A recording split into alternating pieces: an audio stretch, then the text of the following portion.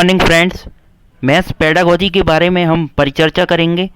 Pedagogy maths के बारे में परिचर्चा करें उससे पहले मैं बताना चाहूँगा, रीट है, DSSS है और हमारा CTET है, MPTET है, इन सभी के लिए यह बहुत ही मोस्ट इम्पोर्टेंट है। तो सबसे पहले हम बात करते हैं, एक बिंदु से रेखाएं खींची जा सकती हैं। तो एक बिंदु से हम जो रेखाएं खींच सकते हैं वह अनंत रेखाएं खींची जा सकती हैं दोस्तों। फिर है हमारा, समतल में स्थित किन्हीं दो बिंदुओं A तथा B से कितनी सरल रेखाएं व कितनी वक्र रेखाएं खींची जा सकती हैं। तो इसमें जो समतल से दो बिंदुओं के बीच में जो सरल रेखाएं हैं वह तो दोस्तों एक खींची जा सकती है और जो वक्र रेखाएं वह अनंत खींची जा सकती हैं। ठीक है दोस्तों। फिर क्वेश्चन है हमारा, तीन संरेखीय बिंदु से गुजरने वाली सरल रेखाओं की संख्या होगी। तो जो तीन संरेखीय बिंदु हैं उनसे गुजरने वाले जो रेखाएं हैं, सरल रेखा है, उसकी संख्या एक होगी। संरेखीय बिंदु मतलब कि एक पॉइंट ए।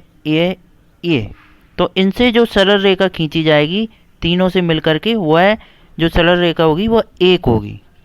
ठीक है। फिर बात करते हैं हम, तीन असंरेखीय बिंदु से गुजरने वाली सरल रेखाओं की संख्या होगी।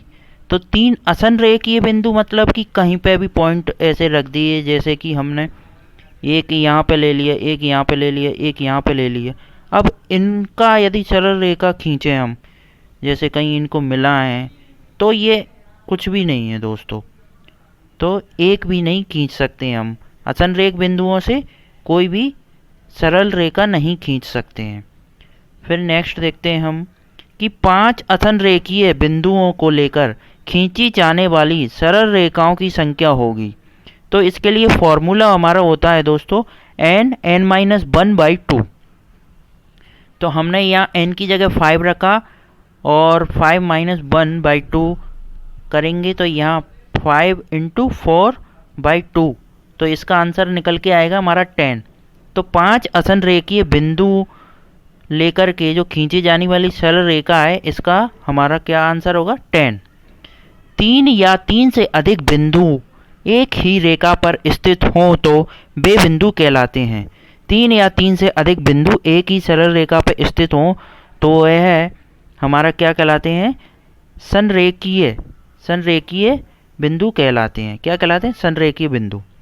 फिर हम बात करेंगे, दो या दो से अधिक रेखाएं जब किसी एक बिंदु से गुजरती हैं तो वह बिंदु कहलाता है। जब दो या दो से अधिक रेखाएं एक किसी बिंदु से गुजरती हैं तो वह हमारा संगामी बिंदु कहलाता है। क्या कहलाता है दोस्तों? संगामी बिंदु।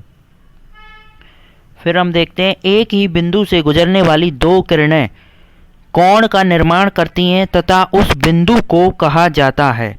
तो उस बिंदु को शीर्ष बिंदु कहा जाता है। क्या कहा जाता है? शीर्ष बिंदु। फिर हम देखते हैं, ऐसे दो कोण जिनका योग 90 डिग्री हो कहलाता है। तो ऐसे दो कोण जिनका योग 90 डिग्री हो वह पूरक कोण कहलाता है। क्या कहलाता है दोस्तों? हमारा पूरक कोण। फिर हम देखते हैं, ऐसे आसन्न कोण जिनमें उभयनिष्ठ भुजा के दोनों तरफ बने कोणों का योग 180 हो कहलाते हैं। तो ऐसे हमारे क्या कहलाते हैं दोस्तों? रेखीय युग्म कोण कहलाते हैं। क्या कहलाते हैं?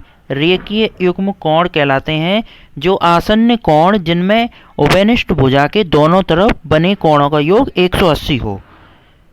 तो दोस्तों ये हमारा पेडागोजी की सीरीज है, ये आपको रोज़ मिलती रहेगी ऐसे ही, और सभी सब्जेक्ट्स की ये पेडागोजी आपको मिलती रहेगी। अभी मैथ्स की सीरीज चल रही है, फिर इसके बाद में पर्यावरण है, हिंदी है, या जो आपका सब्जेक्ट कुछ लोग संस्कृत लेते हैं तो उससे भी रिलेटेड हम लोग पेडागोजी डालते रहेंगे। इसमें आपको लाइक और शेयर करना है दोस्तों, सब्सक्राइब करना है चैनल को।